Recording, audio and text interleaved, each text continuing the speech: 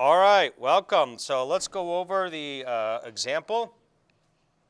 So I just put this up here again to take a look. It's a 3-bus system where you have, you've been given the Y bus, right? And it is complex with a real and reactive part.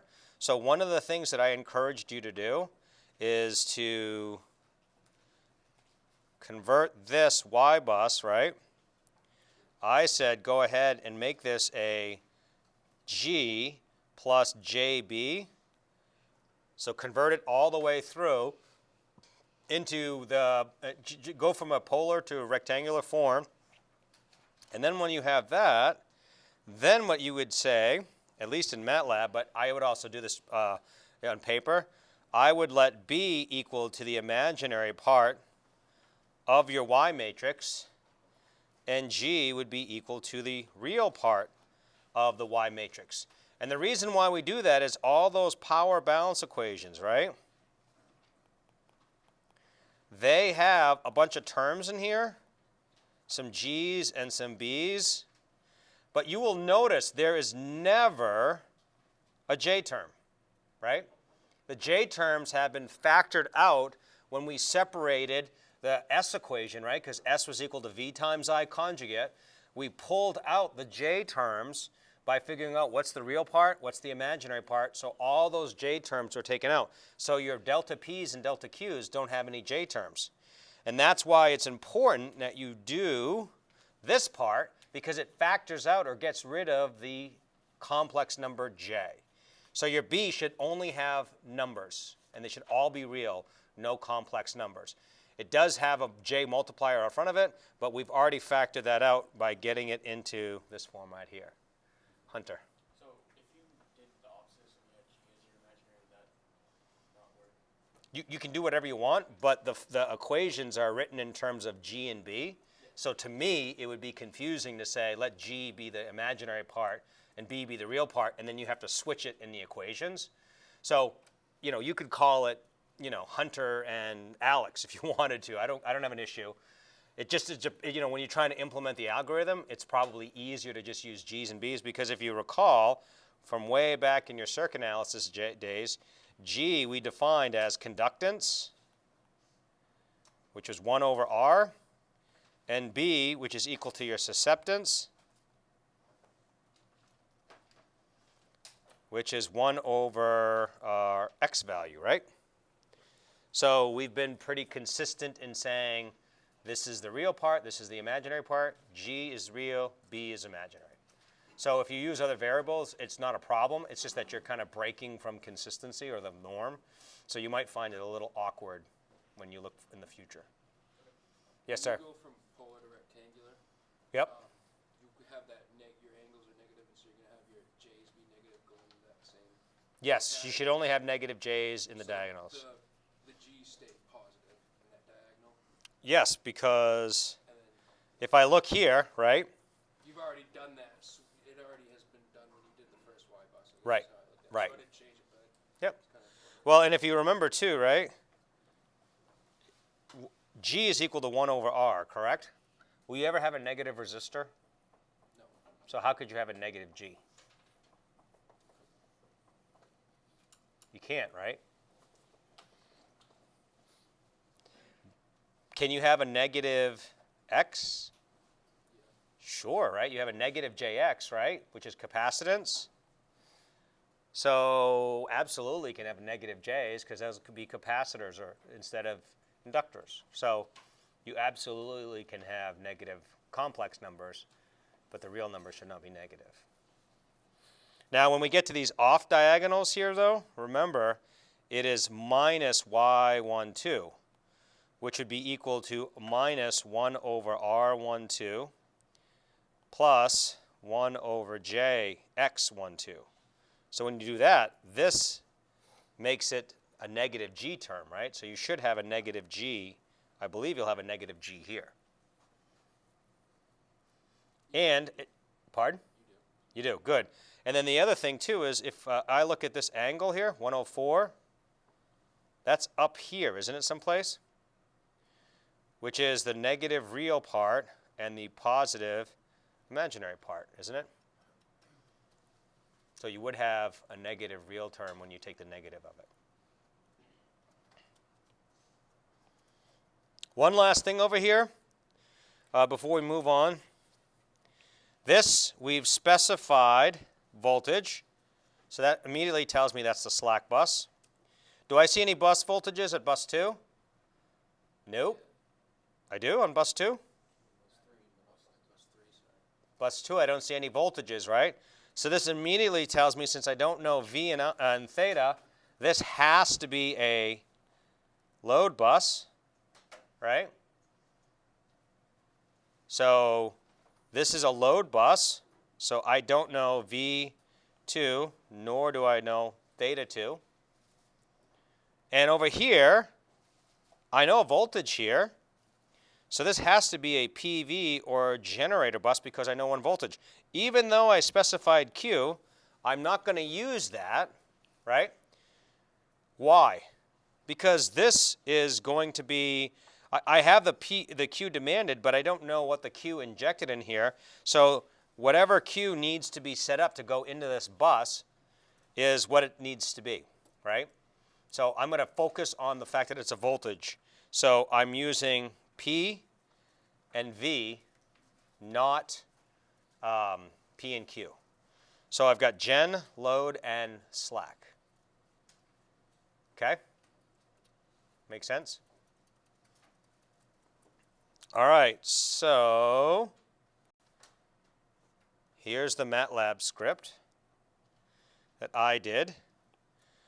I will freely admit it's not the most efficient representation of coding, but it works. You'll note one thing that's a little bit interesting with this one.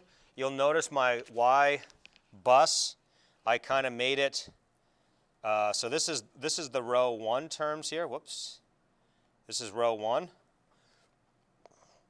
So what I did, because I had a feeling that all the equations were going to get a little long and they would not show up in the PDF as evidenced in the lab PDF that I printed, I actually, and there was going to be so many, I just went ahead and you can actually use the carriage return, hit enter, and it moves it to the next line.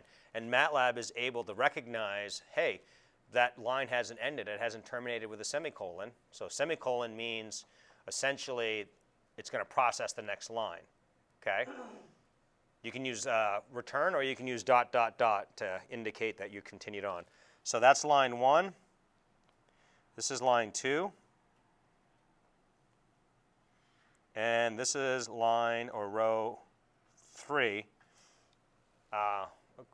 Row 3 for my Y bus. And you just enter it in exactly how it is, right? Whatever the magnitude is times whatever the complex number that you have. And then just make sure that you have magnitudes and angles. So I entered it in exactly as a bunch of magnitudes and angles, so it can be changed. And what's the first thing I did? Exactly what I encouraged you to do when I handed out the homework. I said, tell me what G is, tell me what B is. So I just pulled the real part out of the Y bus, and I grabbed G, and then I pulled the imaginary part out of Y bus. And I'll use those in my partial derivative equations as well as my power balance equations. I'll just do it exactly like it's specified in those equations. I'll call it B32, G32, B31, G31. I don't have to change the variable names, so it's a little easier to follow. I specify the voltages, bus 1, bus 2, bus 3. Note that this is a guess. The other ones are given, right? So this is one of the variables that I need to solve for. And maybe we should have done that before, but because we had bus 1, 2, 3, slack, load, and gen. Let's go a little bit further this way. Slack means this is the type. Whoops. This is the type. This is the known, unknown. So we know V and theta. We don't know P1 or Q1. We know P2 and Q2. We don't know V2 and theta 2. For the generator bus, we know P3 and V3. We don't know Q3 and theta 3, right? So what we do is we write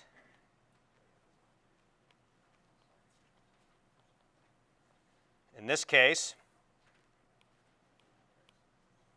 nothing, right? There's no equations to write because we don't have anything to solve for. So there's nothing to do there. Over here, we're going to write delta P2 and delta Q2. This one, we're going to write only delta P3. That's the only equation that we can check. That's the root solving. And then our x equations to solve, so variables to solve. Again, nothing, which is a good thing because we have no equations to write. So you can't solve everything if you get nothing to write. Over here, we're going to write V2 and theta 2. And over here, it's going to be theta 3. So this is my x equation variable. This is my f of x. And I had a discussion with somebody this morning about, this person was looking up information on the interweb to figure out, which format. There may be different formats, but all the stuff I've seen has been pretty consistent. Your f of x equations are always going to be your delta p's and then your delta q's. Okay?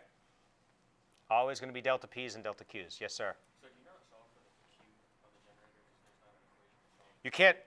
You can solve for it at some point, but you can't solve for delta q. You can solve for Q3, which is the injected power at bus 3. Oh. You can't solve for power balance because you don't know what it's supposed to be. Okay? Okay? So here's my f of x. Now my Jacobian, because I've linked it that way, my Jacobian, to make the matrices work out in the math, I have to have delta P2, delta P3, and delta Q2. Then I have to have my theta variables, theta 2, theta 3, and then my magnitudes and my voltages. And then that tells you which partial derivatives you need to take. So I need to take the partial derivative of delta P2 with respect to theta 2, theta 3, and V2, and then move to the next row. So those are all my variables. I don't know why it does this. I apologize. For the Jacobian, how did you know V2? So How did I know V2? I don't know V2. I got to solve for it. yeah. So rows it's like real power going down, and imaginary then columns it's your thetas and then your voltages. Right. So in this case, remember I said I'm guessing what V2 is. I don't know what that is.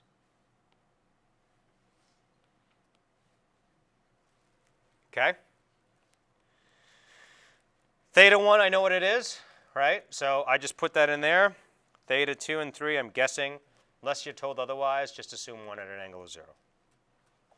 All right? I set up my delta x because this is where I'm actually processing it to see if my max error, my delta x, and again, I could say it's f of x, what it needs to be evaluated at, which is technically more accurate, but I just use delta x because if your f of x is very close to 0, your delta x should also be very close to 0 as well. So conceptually, I should actually be saying this is, whoops, I don't know why I did that. I do know why I did that. I hit the wrong button. I should be actually putting in f of x in here to be 100% meticulous, right? Because really I'm doing root checking to see if I'm at 0. So f of x should evaluate pretty darn close to 0. But I'm cheating a little bit because I just say, well, it's delta x. But f of x and delta x should be the same. So if you want to try that and see what happens, you should get pretty much the same exact results. Okay? And then I'm not going to go through this. You can do this for fun, when you're bored. You got nothing else to do. Actually, you wake up first thing in the morning and want to do this, right? I've got delta P2, delta P3, delta Q2. Wrote them all that way. And again, it's the same approach. So I'm going to highlight the first equation. This is the entire delta P2. When it stops at the semicolon is when it's done. All right? So it's a little lengthy, and that's because I have some G's in here, right? Where I didn't have those before. But all you have to do is process it. And as I said, by using G and B correctly, you'll notice, let me zoom in. Hopefully this doesn't mess this up too bad. If you notice here, I just put in exactly what the formula tells me to do, right? DQ2 is V1, V2 times G21, right? Because it's actually theta 2, G2, which is theta K, theta I, theta K. No, G I, G K. So I just put in 2 and 1. I just called it out of my matrix just to be easier to follow. So I don't even have to think about where I am and what variable it is. I can just pull it out directly from my G matrix. It makes it very efficient. And then I did the same thing for B. So even though it takes a little more work to kind of define the matrices that way instead of plugging in the numbers, it actually, I think, makes it a little easier to follow, right? Because you're not wondering where those numbers come from. You can just look at the formulas and say, hey, it's G21. And I can see that it's G21 because that's what it's called here. Go through all the Jacobians, yada, yada, yada. Then we run through our delta x. And I didn't build an f of x. I just put an f of x at the end. And I just built it in that row. So you can see it's dp2, dp3, and dq2. And it's separated by semicolons. Then I updated my state variables. And then I just ran through the algorithm until I got it. And when you do that, oh, expression is, said there's an error, huh? Line 1.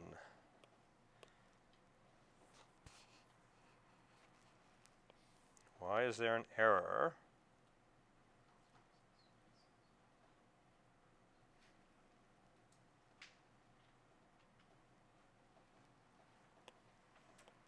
This says there's an error, and I cannot tell you why there's an error. Unless it's, well, line 1 would be here. I don't know what the error is. I have to go back and look. I'm not sure. It didn't run. I apologize. And I don't know. I'm going to pause the video just to take a look and see if I have it in my MATLAB directory. So let me pause, resume. So it's not available, so I can't tell. But I can go back to my office and then figure out what the typo is. It must have been I just hit a carriage return at a weird spot, and then it just is giving me an error, and I didn't realize it. So if anybody wants, I can upload this script file or the publish file to the folder if people want it. Yes, ma'am. Would you please write down the power flow equation with the G's and the B's format? Say that again? Can you write down the power flow equation that you're using with B and G, the format that you're using, like the summation? So the VI. The general. Oh, the general equation? Yep. I just want to have it right. The general equation is, so you want me to do it for P or Q or both? Both. So delta Pi is equal to Vi summation from K equals 1 to N, Vk, Gik, cosine theta I k, plus Bik, sine theta I k, minus P Gi minus P di. That's the delta Pi. And delta Qi is equal to Vi, K equals 1 to N, Vk, Gik, sine theta Ik, plus Bik, cosine theta Ik, minus Q generated at bus I minus Q demanded at bus I. Those equations should be in the PowerPoints from Chapter 6, but they're also included at the bottom of lab number 5, those exact equations. Isn't sine minus sine Oh, minus. Yep, this is a minus. The top one's a plus though. Top one's a plus, the bottom one's a minus. And where's that J going on the bottom one? Times everything? What J? I don't know. B's are J's, B's are... At the very end of the line. No, this is from the previous, this is just a leftover from a previous discussion, so I can erase that. That's just from whatever was written off to the right. Anything else? And then G's generated and D's delivered. That's what that means. G's generated, D's delivered. So another way to look at it is G would be power in, and D is power out. So if you have a bus, and you have a bus here, if it's out of the bus, this is P delivered. If it's into the bus, this is P generated. Yes, sir? And the IKs associate where the position in the matrix is, right? So if it's like in the bottom left corner, it'd be like 2 or 3-1 or something like that. For G or B? Yeah. Yes. Like associate with position. Yeah, so this one is basically, if it's G or BIK, you need to know where and why bus to pull it out. So the GIK here actually tells you, the map location in your Y bus, essentially, which is different than here, the cosine theta IK. Cosine theta IK, we defined as equal to theta I minus theta K. So that's not a map position, that's the actual representation of the angle, the angles at each of those buses. Would those theta I's be from your slack bus? Nope. Theta i's are from any time you have to write the equation. So if you recall, we had to write delta P2, delta P3, and delta Q2, correct? Yeah. That's I, and that's I. So I is 2, 3, and 2. So it's not slack bus, it's the actual power balance equation you're writing. So if you're writing a power balance equation for bus 74, then I is 74. So it's only associated with that value of that bus, essentially. And if we were solving, say, for B2, we had our Y bus, G and B would be 2, 2. Nope, you're not solving for V2. You're writing a power balance equation for delta Q2. And the output of that is it'll check to see if the value of V2 that you guessed at is correct. Your only thing you're solving for in this equation, or Newton-Raphson algorithm, is what are the power balance equation results? You're plugging that in and you're solving to say, am I correct?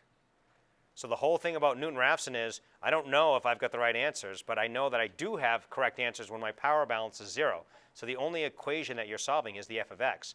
That Jacobian, all you're doing to do that for is just to update your x values. Yes, ma'am?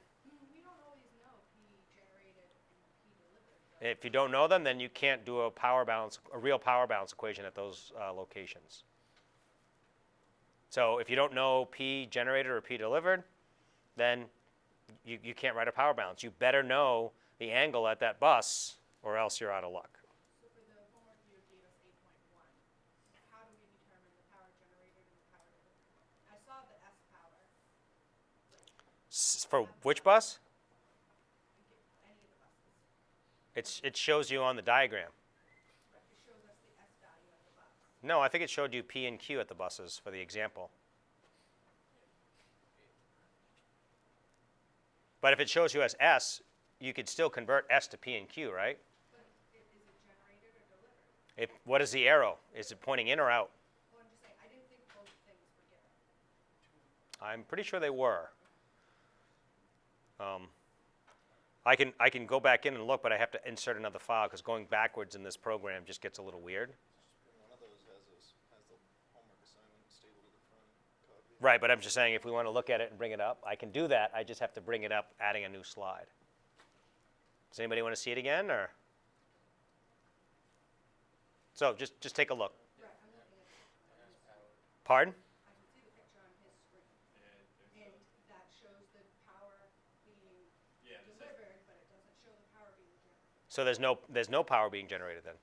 Power generated would be 0. It's not assumed to be 0, it would be 0, yeah.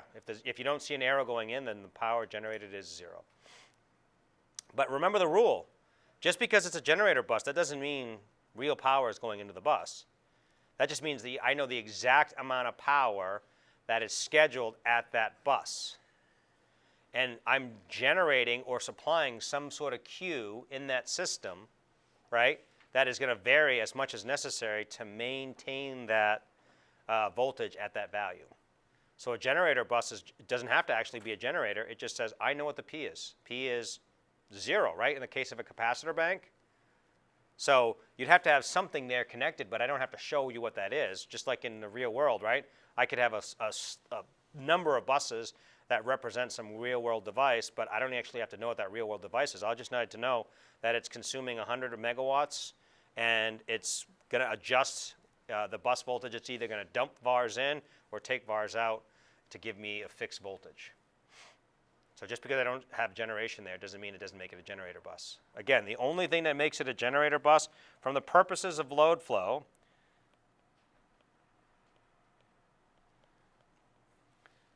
what makes it a slack bus is I know V and theta. What makes it a generator bus is I know V and P. What makes it a load bus is I know P and Q. That's the different type of buses. That's what makes it a bus. Is there a generator connected to it? Doesn't need to be. Is there a load connected to it? Doesn't need to be. But from the purposes of Newton-Raphson load flow, we need to just know what equations to write. That's why we define them.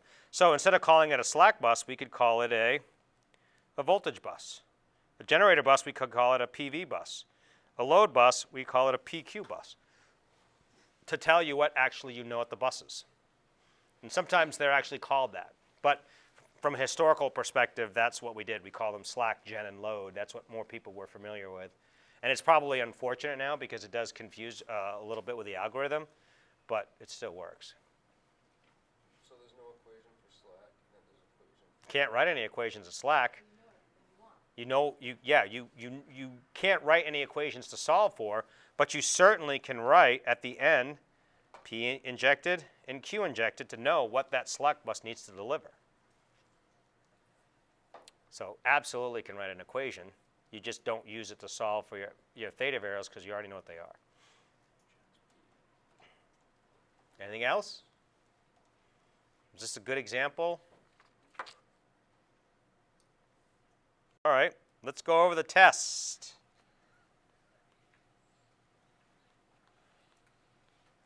I'm going to hit the highlights. So characteristic Z sub C, right? Characteristic impedance, which we defined as a square root of L over C. Why is that important to us? Because that helps determine what the SIL is, surge impedance loading. Surge impedance loading is for single phase, is going to be equal to V phase divided by Z sub C, right? That's for a single phase system. If we want to go to a three-phase system, we just multiply our single phase system by 3, and then that's how we get our value. We also recall that V phase equals V line divided by the square root of 3 in a perfectly balanced system. So if we take our S3 phase, which is equal to 3 times S single phase, and erase that, and then do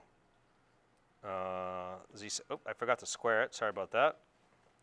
So this becomes 3 V line over the square root of 3, quantity squared over Z. Why do I keep putting the square root? Which is equal to 3 VL squared over 3 over Z sub C, which is just equal to the line voltage squared over the square root of over Z sub C. So you can actually do your Z sub C value, your surge impedance loading, just based on what your characteristic impedance is. And again, that's going to be for a three-phase line.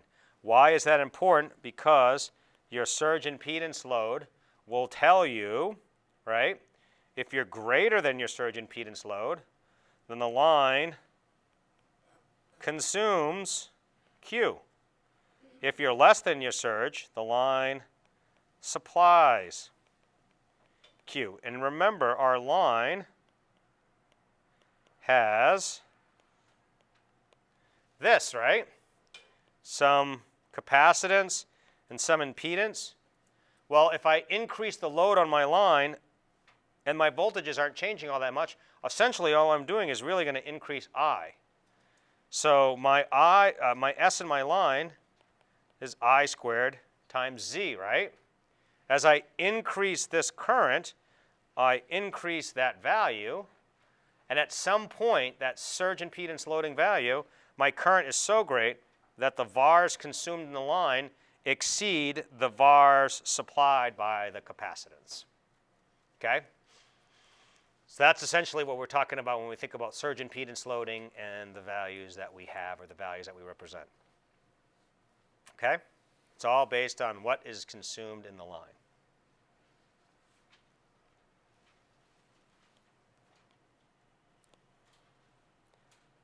The other thing that was relevant from chapter 5, chapter 5, short line model. So remember how we started out with a line? We had a capacitor here and some sort of an impedance here, and we did that differential X. That's the T equivalent. What we typically do in power systems, and if you recall, from the real world example that we had,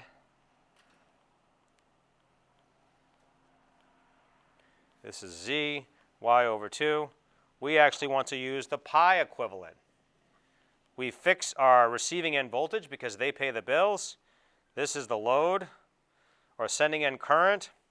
This is the sending end voltage. That becomes a sending end current. We can then go and write our matrix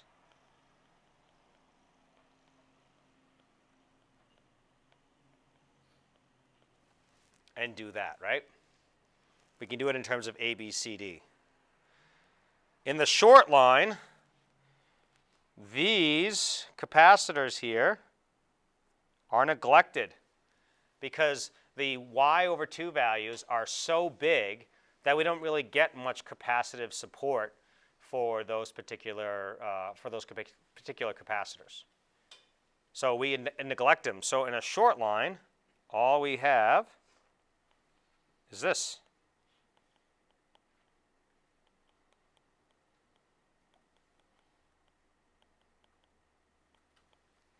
We have no capacitors. We just assume that they're infinite admittances. So we'll keep them open. So our A is going to be equal to 1. Our B is going to be equal to Z. Our C is going to be equal to, I didn't write that one down, 0. And our D is going to be equal to 1 for A, B, C, D parameters for short line. Which makes sense, right? Because if I look over here, IS is equal to IR, isn't it?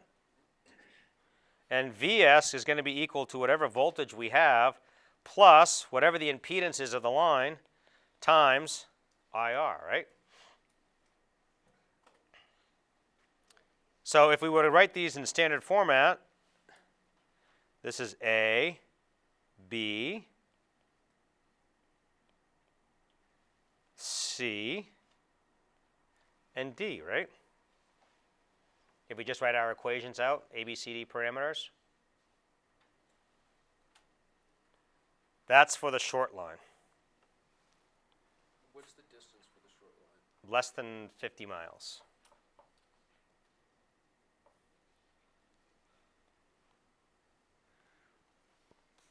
For medium,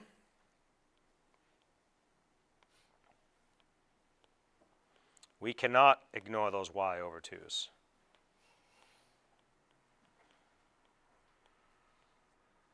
Plus minus VR, IR, Z, Y over 2, Y over 2, IS plus minus VS. So it's still going to have exactly the same matrix format.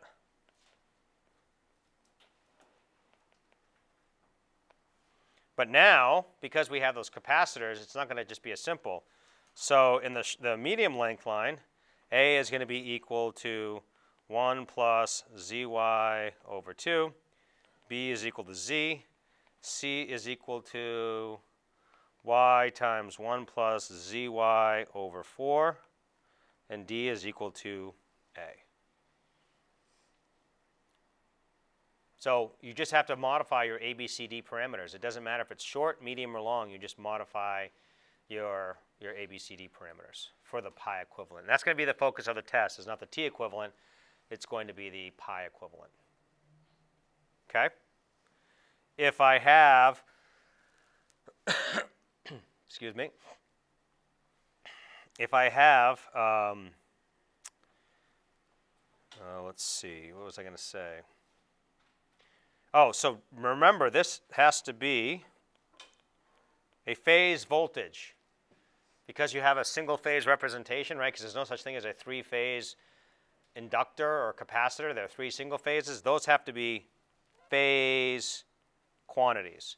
If you want to convert to line quantities after you've done your ABCD calculations, that's perfectly fine. You can go ahead and do that. But make sure the first thing you should do, unless you're told it's got a phase voltage, the very first thing you should do is say VR is equal to whatever your single phase voltage is. So divide that by the square root of 3.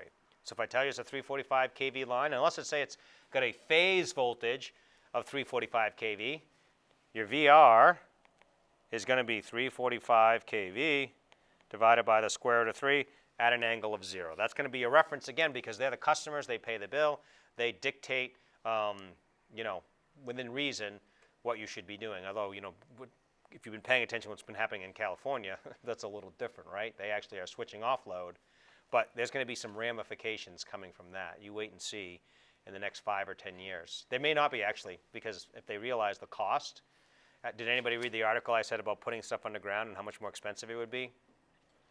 There are other countries that do that. You go to Europe, and they have a lot of their stuff underground, but people are willing to pay much higher for electricity rates than we do in the States. So if you were willing to pay much higher rates, It looks prettier. yeah, it looks prettier. And there are instances, right? You go to New York City, you don't see a lot of overhead lines because you got tall buildings, but it's impractical. But just about any place else you can, unless you're a fancy suburb like Judson Heights over in Bangor, or if you go to, what's the one in Orono? It's the retirement community, Deergo Pines, thank you. That's all underground utilities because it looks nicer. So the idea there is it's just a cost thing. But anyway, I digress. You just watch out in the next 10 years and see if there's any changes. Yes, sir? Do you know how much more expensive it is? I don't know exactly off the top of my head if it's 1 time, 3 times, 5 times, 10 times. Yeah, it depends a little bit on if it's a distribution circuit or if it's an overhead circuit. Do you see a lot of do you see a lot of overhead lines on campus? Are there any overhead lines on campus? No, I don't think there are. There are. There's all kinds. If you go over by, the west side of campus, over by York and Bryan, whatever, there's all kinds of overhead stuff in the back because it's cheaper to run circuits overhead than it is underground. So if you can hide it, it's actually even on a college campus where it's supposed to be all pretty and nice and, everything all tidy. They still have stuff overhead, but I don't know exactly the cost. I mean, there's a lot of factors. Like, what if campus was built on a bedrock? You'd have to drill, and that would be a pain. But if it's built on sand, pretty easy to dig. So it depends a lot on the construction cost. The cabling's more expensive, and the devices, because they're at ground level, you have to have them insulated. Whereas you look overhead, it's all just bare conductor. You do see some insulated conductors, but not that much. There's some Hendrix cable, which is insulated, but I say the vast majority of conductors that are on power lines are ungrounded. Are uninsulated. So I don't know exactly what the costs are. But that article that I posted had roundabout figures, so you can take a look. I think it's still available, so I haven't checked lately, but. Underground cable has quite the shelf life, obviously, but it doesn't last very long, does it? Well, the insulation on anything degrades after a certain period of time, so most stuff is built 20 to 40 years. And there's things you can do to make the cable, less sensitive to moisture, but it's going to fail eventually. overhead lines, even if it's just a bare conductor, it's still going to experience failures, right? But tree limbs are going to drop on it and whatnot.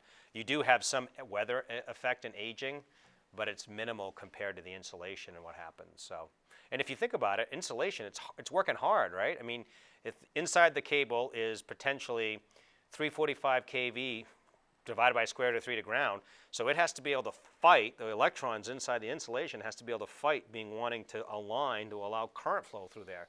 So you're constantly putting it under quote unquote pressure to get those to align to allow current flow.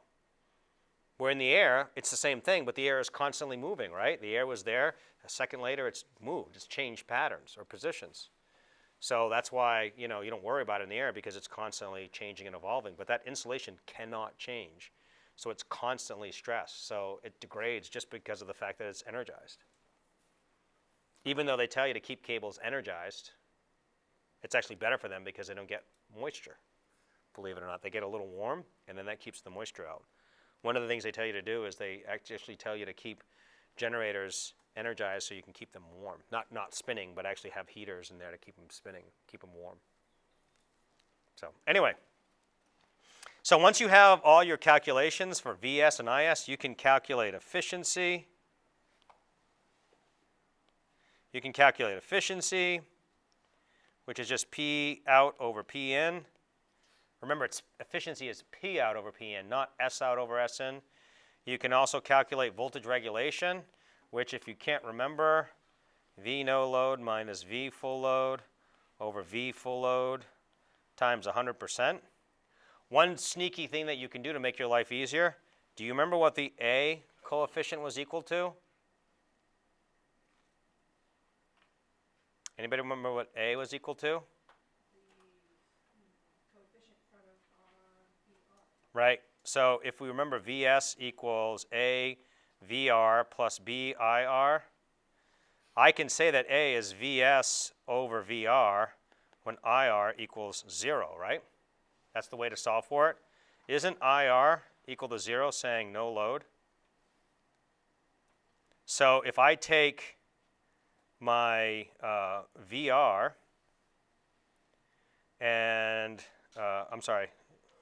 VR, and I divide it by A, that's the same thing as saying the no load, isn't it? So you can actually solve for this no load calculation pretty efficiently just by using your A term. Okay? Because that is the definition of no load, which is your voltage regulation one. And that's it for Chapter 5. Any questions about Chapter 5? Yes, sir? Could you just repeat the voltage regulation question? I can't scroll up a little bit. So what I said was you can actually solve for voltage regulation, right? The equation that you use is here. V no load minus V full load divided by V full load times 100, because it's usually percent VR. And then what I said is the A variable you can solve for VS divided by VR at IR equals 0, right? So this IR equals 0 is no load. And if I put no load on my system, essentially what I end up getting is VS on the output, right? So the whole idea of voltage regulation is you've loaded a system down and it's voltage, you're delivering rated voltage at the terminals of the system, and then all of a sudden the load trips off. So how strong or stiff a system is how much voltage regulation it has. If it moves a lot, it's a weak system. If it hardly moves at all, it's a very strong system. So you can actually tell the quality of a system based on this voltage regulation. And that's becoming more and more important calculation because of distributed generation. There's a ton of DG studies that's being done in the area, in the state of Maine, because there's a push for, 300-400 megawatts of solar. So what they're talking about is let's look at percent voltage regulation, because if they actually have too much voltage change because of these PV arrays jumping on and off depending on cloud cover, you actually could see voltage regulators in your system have to clink up and down, which wears them out, and then it causes flicker and it gets people irritated. So you're starting to see more and more work with voltage regulation at distribution circuits. You used to never see it. Now it's becoming pretty common to evaluate. Cameron? For solving for that, when IR is 0 for no load, shouldn't A be equal to, or the V no load should be VS over A? So what I'm saying is if I have a system here, right, and I'm just going to draw that system as a box. This is VS, this is VR, IR, and IS. Normally, right, you have an IR here, and you set your VR to whatever value. Then you adjust VS to deliver VR under load. Now, IR goes away. You essentially have no drop in your system because there's no current, right? So this VS is going to be seen on the output because there's no drop in your system. So VS is essentially V no load, right? Only when you're not loaded. So that's why you use the A to figure out what that no load condition is. That equation that you wrote out for V no load, shouldn't that be VS over VA on VR? Or are they equal to each other too? VS over VA, You have V no load, it's VR over A. that's equal to VS, Okay. right? We're solving, with VS is on the output. VR is fixed, it never changes, but the load dumps off for some reason, it trips off. All of a sudden, VS is not allowed to change that quickly, right? Because the generation has to adjust. So VR is gone, and now the output voltage becomes VS. So in the real world, you have to do a calculation. What happens if our load trips? What happens to the system voltage? Does it spike? So this is actually what would happen is your voltage goes high. Hunter. Is the A value you're dividing by the one you're using in the matrix? Yes. Yep. And then V full load is just the phase voltage? V full load is the VR that you're calculating. Because this is V full load. This is almost V no load, but you have to do this calculation because it includes the voltage drop through the system. So that's why you have to change it up a little bit. Okay, so VR. Yep. Any other questions? Yes, sir. Do you have to worry about long lines, just short? Nope, short and medium. Long lines is hyperbolic stuff, and so we include it there for completeness. But more often than not, you won't even bother doing hyperbolic stuff. I don't think there's any lines in anything on the East Coast that's considered a long line. 200 miles is a long way. But if it is, you would just use hyperbolic sines and cosines. So in your tables, you know, I would include those values for ABCD, or your formula sheet. Include those values for ABCD for short and line and medium, but you don't have to worry about hyperbolic. Okay? All right, on to chapter 6. We did the Newton-Raphson algorithm, which xn plus 1 equals xn plus delta xn. My delta xn is going to be the inverse Jacobian of xn times f of xn. So how do you solve nonlinear equations? You use this algorithm, right? It works pretty efficiently every time. You just have to have some values of xn to start. You need some initial guesses. And then you iterate until f of x is approximately 0. Okay? Nope. F of x is not my error. Delta x is my error. F of x is the root, right? We're trying to solve for the roots of f of x. So I know I have the correct values when f of x evaluates to 0. Delta x is the error. Once we had an algorithm, we could apply it to power flow. How did you complete power flow? You had to define the bus types. So then you would know which V's and thetas you had to solve for, and which delta P's and delta Q's you had to write. Once you had that, you could write a matrix for your Jacobian and go from there. The delta Pi and the delta Qi, these are the only equations that you definitely should write on your formula sheet because those have been derived for you. Do you want me to rewrite them again, or do you want to just look back at the previous? You can look back at the previous part. That was that VI times the summation, whatever here, and then the same thing, VI summation K equals 1 to n, whatever there. Definitely should write those equations on your formula sheet because I don't think you can derive those efficiently. It's up to you to do the partials. The partials of delta pi with respect to theta, I, or k. You can either write the equations, or you can just do the partial derivatives. Once you have these, you can do partial derivatives, hopefully very efficiently. Okay? And then you use exactly the same algorithm to solve for these so that they're equal to 0. Once they're equal to 0, you're good to go. If you have to do a Newton-Raphson algorithm and then you have to check to see, what the power balance is, right? Is my power in my slack bus? What do I need to supply?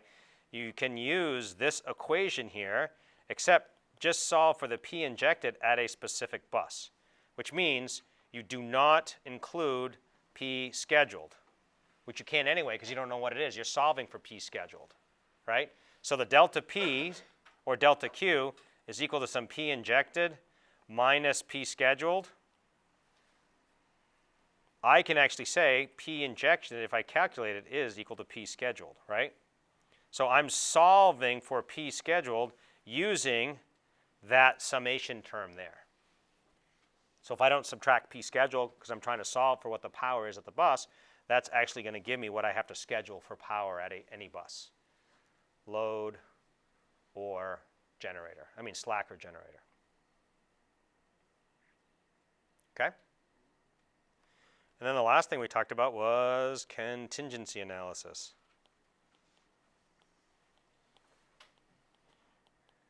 Which essentially goes to the n-1 NERC contingency criteria. Any system should be able to tolerate the worst case loss of any piece of equipment on its system. I don't care how important, how big it is, it has to be able to assume to be gone. Okay? So what we're saying there is NERC places a premium on reliability over cost, right? If you're saying every system has to handle n-1 contingency, you're willing to pay more for electricity. If we ran the cheapest, most efficient generation and transmission lines at 100% power, then we would get a cheaper system, right? But if those systems are running at 100% power and then we lose the biggest system there, your grid might actually collapse. And so NERC, and maybe you as a consumer, has determined that that's not an acceptable thing. So we're going to be willing to take higher rates and lose power. We're very lucky, in the developed world, having reliable electricity is considered, just whatever you expect. How many people were upset on Friday that there was no power? I had power all day. I came to campus and I had to work in my wife's office because they had power until about 4:30, and then it switched. My building had power and then hers did not, so it was a really wacky setup. But anyway, it was frustrating not to get work done, and I'm sure you all were really sad to miss classes that day. Devastating fault. So power is required here. You go to developing countries where power might be on for a few hours or not. How can you make widgets? How can you cook food?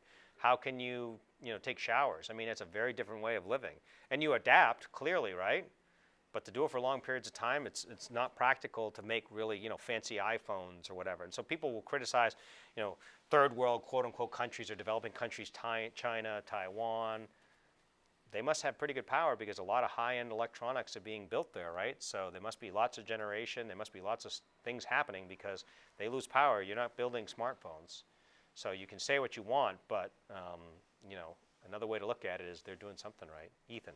Is that part of the reason why some of these other countries, like China, has really, really cheap power? Is it because maybe they don't have the same type of contingencies? No, so China has, if it does have cheap power, I don't know, but most of the reason up until this point is because they would burn a lot of coal, right? You saw about Beijing being, just very, very heavily polluted. That's cleaning up. They've shut down a lot of coal plants, and they actually are putting pollution controls to limit the amount. The government has had enough pushback from the citizens to say, we actually have to clean it up. Do you have a comment, Drew, or do you have an insight? Are they trying to switch over to hydropower pretty heavy? That's reasonable. You try to switch to hydropower. You need the hydropower resources. I know they did the dam and the gorges. I can't remember the name of it, which is, I think, the world's largest hydro. But even then, if you look at the power, let's say it's let's say the total plant is 5.4 gigawatts. That's a sixth of what ISO New England territory uses. Maybe a third on a bad day, ISO. So, wow, they did 5.4 gigawatts. That's not that much power. I mean, I hate to sound like that's, I'm not saying that they're not doing the right thing by trying, but you just have limited resources, and so you can't, you're not going to make it with that. Solar, they are the world's, they're trying to be the biggest proponent of solar, so they are doing a lot with that.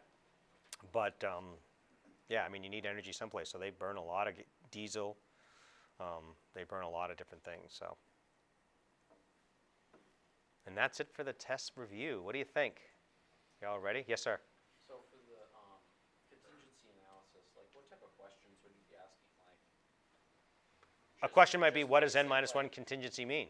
oh, okay. And is n-2 contingency a requirement? You might say no, but you have 30 minutes. So just a general, one of the things about this class, right, there's a lot of math and a lot of applications of like, why is this relevant? Well, why is this relevant? We did chapter 6 because in the real world, they do contingency analysis. So that's why, we want to give you a little bit of a smattering of, wow, okay, that is relevant, that is important. So just the basics. We didn't talk about type of contingencies, right? Like a P1, P2. No, that's way too much detail talking into that level of contingencies. n-1, n-2, if we were going to get more into a load flow class, we would do that, and we would need different software. That becomes just a software exercise. So, anything else? Feel good about the test tomorrow? Yabba dabba do? You find out. All right, do you want to jump into chapter 7 or let you go for the day? Who votes for chapter 7? Who says have a nice day? All right, have a nice day.